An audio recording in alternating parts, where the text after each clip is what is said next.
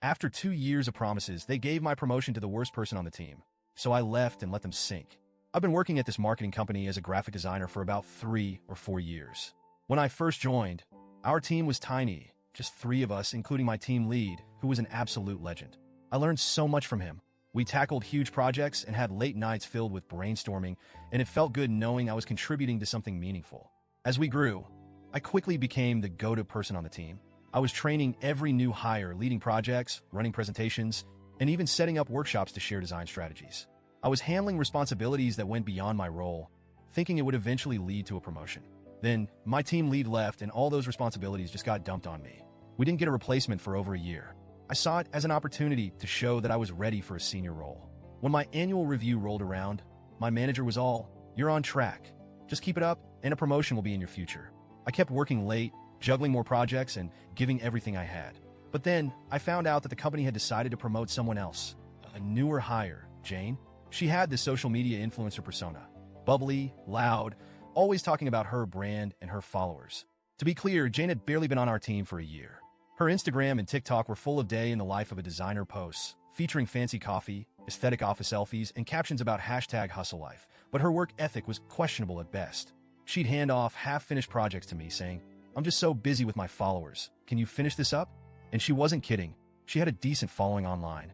Her content was all about her corporate journey, but she spent more time curating her social feed than doing actual design work. I'd often find her snapping selfies or posting stories about her busy day while I was fixing her mistakes. But somehow, management loved her. She'd sweet-talk them, constantly dropping numbers about her social engagement and how much attention her personal brand brought to the company. They ate it up. When she was promoted to senior designer, I couldn't believe it. Jane didn't understand the basics of our workflows, didn't know how to work with stakeholders, and barely managed her own projects without help. Meanwhile, I was the one doing the heavy lifting. After that, Jane's behavior got even worse. She strutted around the office like she was some kind of creative visionary, setting team guidelines that she barely followed herself. She'd go on about brand alignment and design synergy, which she probably picked up from one of her own TikToks, but most of us couldn't see the value in it.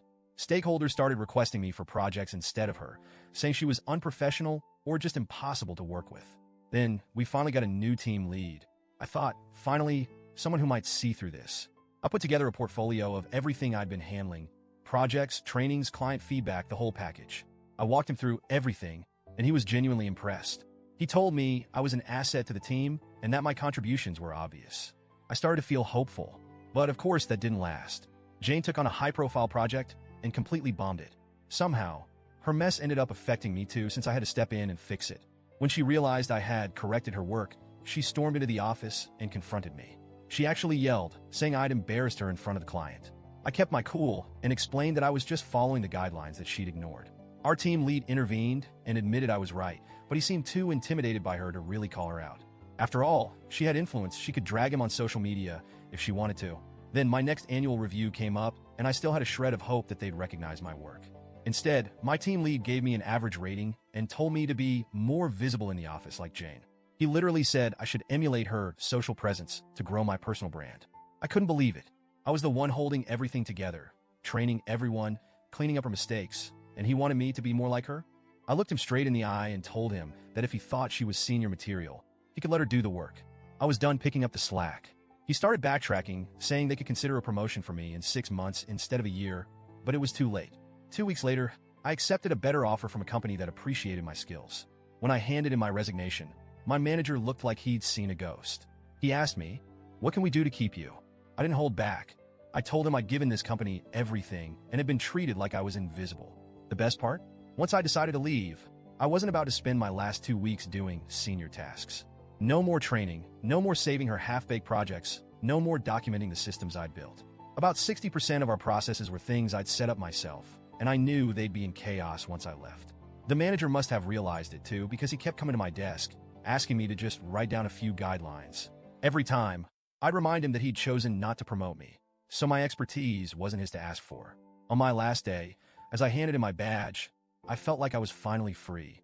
Jane may still be posting corporate hustle selfies, but I don't have to pretend to respect it anymore. And now, I'm at a job where my work is actually appreciated. Looking back, I hope my old manager learned a lesson. Maybe he'll realize what happens when you ignore someone's loyalty and hard work in favor of a social media persona. If not, well, it's not my problem anymore.